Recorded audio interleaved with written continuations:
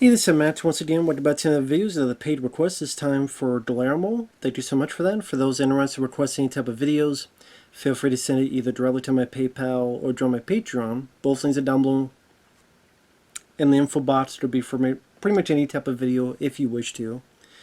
And this is for the 2024 film Sting. Not the wrestler, not the singer. This is of an alien spider movie. Now, overall, I liked it. That was pretty decent. I do, I do have some issues with it. It could have done with a little less family drama and a bit more carnage, a bit more action.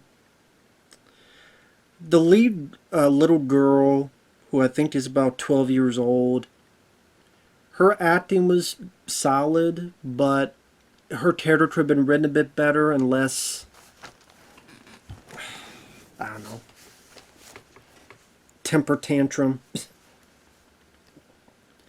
And that's the thing. I think if this had stronger characters, I would have been like, man, even as is, I'd be, wow, this is a nice little gem.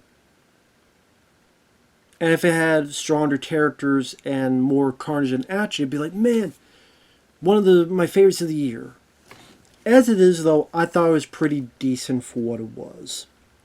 Because I thought the director showcased some nice style, even from the opening credits. Some really fun bits of playing with the camera, zoom out, zoom ins, POV shots, where the spiders go into some vents and all this other stuff. The effects on the spider was actually very competent. When it's small, the effects are pretty solid for the most part for this type of budget. When it gets bigger, they do have some practical, I think from Weta Workshop, which I think is the same company that worked on like Lord of the Rings and other bigger projects. And the setup is pretty simple. They show an event that happens, and then it makes you confused, but then you see that's 4 days earlier. So then we'll see how it works up to this. Where what happened was something crashes to Earth, this little egg crashes into this apartment complex. This little girl, which this place has these vents, that big, massive vents. The girl likes to go around, she finds this thing, puts into a jar, takes it to her home. Of the characters, you tell that she's got a little bit of a teen angsty thing, even at 12 years old, because she's with her mom and her stepdad. And of course, the drama is that her real dad doesn't visit her. The stepdad, which I thought was the best character, he's the one that was easy to root for because I felt so sorry for the guy. So at least there's one character I enjoyed. Or I would say I felt sorry for, because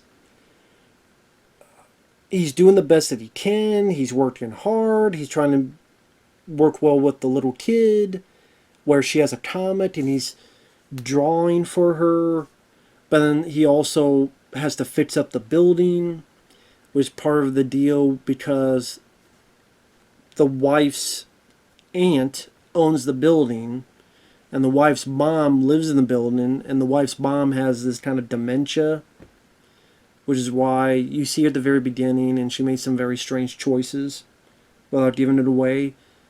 But then you find out later why, because she's not all there. But she seems like a very sweet lady as well.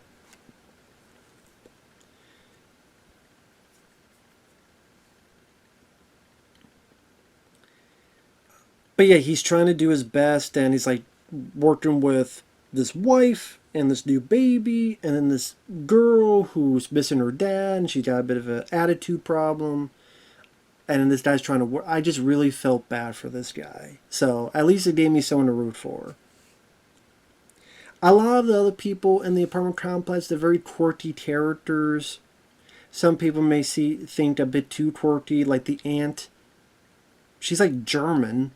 Sounds like she'd be part of Hogan's Heroes. Hogan! I know nothing, I know nothing. Like, she's just a tyrannical German ruler of this apartment complex. You have this other lady with a chihuahua, and she's pretty much a drunkard. You have this Asian guy who's very kind of talking like this and very monosyllabic and trying to be very intellectual on things and trying to look at things in a very objective, scientific manner. Some people may think, man, okay, is it trying to have this campy tone, but at the same time it does a slow burn with the family drama, so it's trying to have this serious tone? So some people may feel it has an inconsistent tone, which I can understand that very much so. But I think what I liked about it is, in the early stages of the slow burn, I liked the way the guy directed it.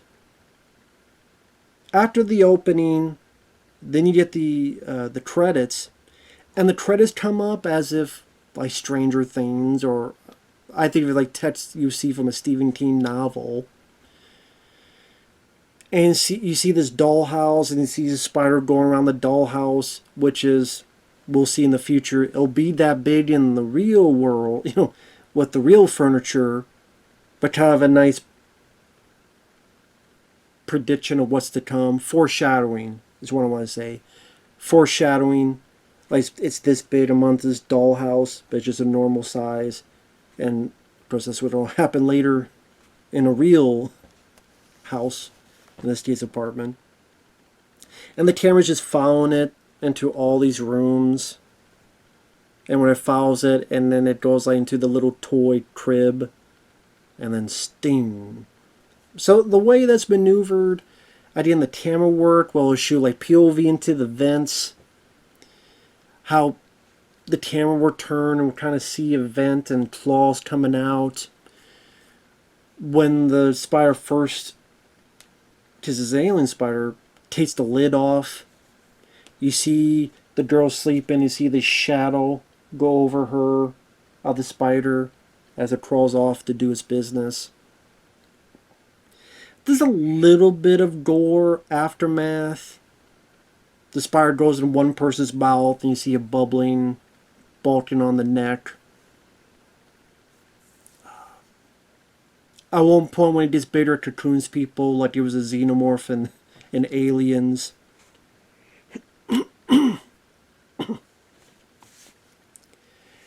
So it's one of those things where I appreciate the filmmaking. I appreciate the look of the film. It didn't seem like a cheap looking movie. The spider effects, both small and then when it gets bigger, they're actually pretty, like I said, competent to look at. The acting from the little girl wasn't bad. But like I said, I think one of the mistakes the film made was making her too teen angsty. Bit too much. So I didn't really care as much for her as the movie wanted me to do so. I think a lot of people would feel the same way. Some maybe even worse. Just kick her right through a field goal while it's on fire. Get the fuck out of here. I wish the movie was not about her. I wish it was, like, the stepdad is a big part of it, but I wish it focused solely on him. And there's also the exterminator. That, yes, he's the black guy. He's the comic relief. But I actually liked his exuberance, his energy. I wish he was in the film more.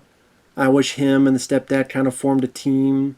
Like maybe the landlord lady goes, listen, I know you married my niece or whatever. You go do this job. I know you got other jobs, but you make sure you get this pest out, whatever it is. And you show this guy where to go. And the two of them have to work together. This is a big building, and they bond, and then all the ups and downs. I'm sorry I keep calling you man. Hey, you know what? You should be better than other people. And also with the writing as well. It would have to amount to that, to a bit more better writing to make some more likable characters. I did like the stepdad. The exterminator, like especially near the end, they try to make them much more scared, broad. I don't know. I think there's a lot more of that character they could have done, written his character a bit better, a bit smarter, a bit less, I don't know, typical. But he did get some chuckles out of me with some of the lines he said. There were times I did laugh at some of the stuff he's. Like at one point, a character's parrot is found dead, like it's been almost like it's been skinned alive or something.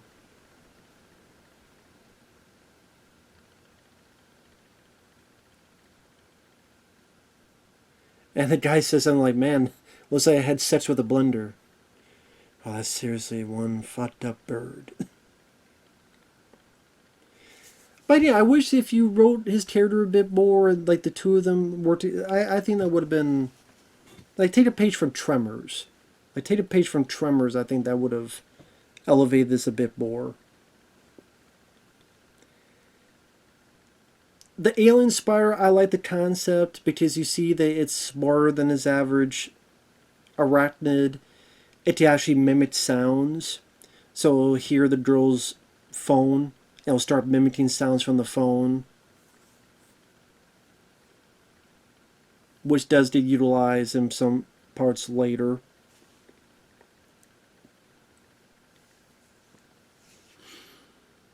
It doesn't have a huge body count, Sally. Like I say, it doesn't have a. That's what I mean. There's still a lot that I did like about it. I liked that it was only 80 some minutes long. I thought it was a good looking film that was well filmed. I think the guy used the camera fairly well to create some really nice looking shots. The spider work, like I said, is pretty solid for this type of movie. I think when people go in this film, they're not going to really want a slow burn that's more about this personal family drama. And like I said, if so, you have to be careful. You gotta make the little girl a lot more likable than she comes out of. Again, they cast a good little kid actress, but again, the way she's written, people didn't get annoyed with her. They don't get, oh my god, this guy, the stepdad is doing the best he can. Just feel more and more sorry for him. He's overworked. You tell he's losing because of how much work and stress. And the mom character was horrendous. She was a horrendous human being. She never like felt bad for her new husband. There's all these signs. She doesn't help out. It's always about me, me, me. Here, take care of the baby. I gotta go do this. Take care of it. I gotta go do that. She's very selfish, I thought, and just a horrendous character. To a point that the guy, understandably so, because this aunt pretty much told him, well, I'm not going to have any work for you, and, you know, guess you have to find somewhere else. And then the guy tells the aunt, really? Even your own family? You're not my family. I'm just going to do stuff to you until you leave, because sooner or later you are going to leave. And all the work and trouble, the little girl having an attitude, being bitchy. The guy has to confront her going, you can't have this spider. He finds out she has a spider. We don't know if it's venomous. We don't know if it's poisonous. And she's having a baby. And then talking crap about him. And then the guy tells the truth. Well, you know what? Your dad is like 20 minutes away and he still hasn't visited you. He's not doing it to be a dick. He's doing it to be honest. And the mom's not helping at all. The mom's not doing anything but has a thumb up her clitoris. Or whatever. And then there's a point where he's like at wit's end and punches the TV. I don't blame him. And she's like, you're losing us. I don't know who you are anymore. You're losing. I'm saying it's your fault. He should have punched you, not the TV. He should be punching you right out the window. I wish the spider killed her ass. I do. I wish the spider killed her sorry ass. Spider, she should have died. That's such a horrible character. She should have died. And that's really all you know about the. It's more about the girl and the stepdad, which was nice. That's not just the Ripley Newt dynamic. There's a lot of creature features that do that. The mother daughter, or that type of thing. No, it's like the stepdad and to show that this guy is worthwhile. This guy is a good guy. So it made things a little bit different, a little bit more. Just at least you gave me one character to root for. There's a lot of movies where you give me nothing. And I don't blame the little girl. Her acting was not the problem. I just think her character should have been written better. The mom character, if you don't make her like this, she should have been killed off. I think a bigger body count, carnage.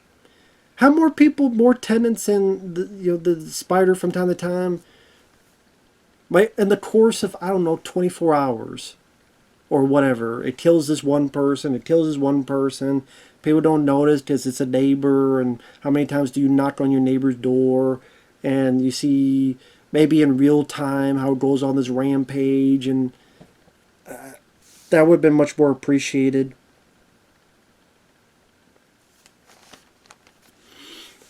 I mean, when this stuff's still spoiled, when it does hit the fan, this is just some nice work in terms of, again, the way the director set up his shots and the way he made the spider look. Like with the one guy who's like the scientist, Asian guy, has this spider feeding it to test an experiment, and it gets bigger and bigger. And the way that you see where the guy's at sleeping and it pans, and you see kind of in shadow or whatever, not shadow, but it's kind of hidden. You see his claw like break through the containment of the glass, and it's a nice build up to when it escapes. The reveal of the spider when it starts attacking the stepdad and the mom and webs them up and drives them into the vent. When the little girl, who knows that mothballs will hurt it, makes this into her water gun and goes in to seek out and fight. Be a little bit of Ripley, I guess. That was, that got some excitement out of me.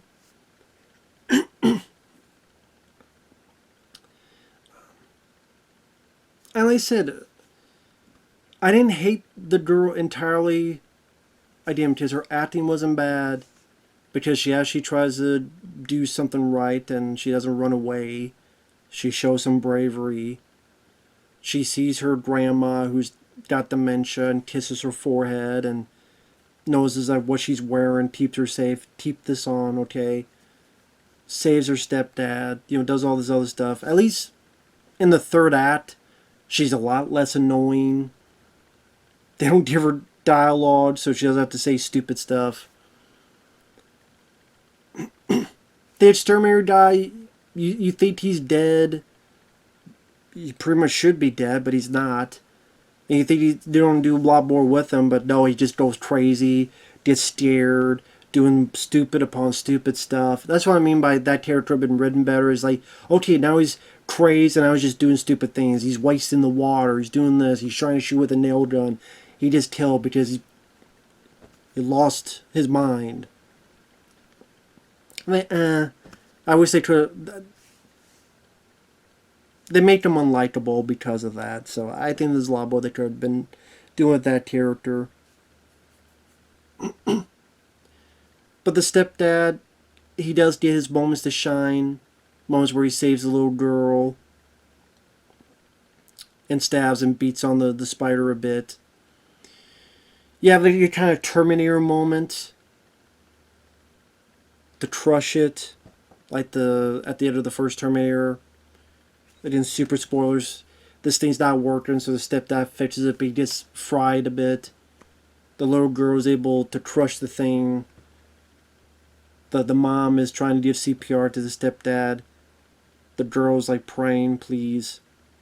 And then finally they hug, and she finally calls him dad. I thought that was sweet. And that's what I mean by the writing hurts the little girl, but her acting helps it. So it's kind of in the hands of a worse actress, kid actress, she would have been absolutely, completely just ruined the picture. But despite the writing of her character not being the best, her acting helped that character to be somewhat manageable. The stepdad was likable. The exterminator got some chuckles on me, but I wish they could have done a lot more with that character, especially in the third act. The other characters are they're more weird caricatures than actual characters, so take that for what you will. It's a slow burn. I don't think people were really wanting that for this kind of movie. But with the style, the camera work, what the director was, you could tell that he cared about the project. So he's trying to have as many interesting shots as he could. The scenes with the spire itself, the effects work, some of it's reveals or hints and seeing its legs or claws, however you want to put it. The actual practical effects when it gets bigger.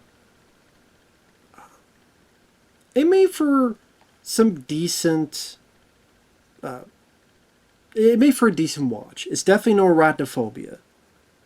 Arachnophobia is how you make that kind of movie work with very likable characters.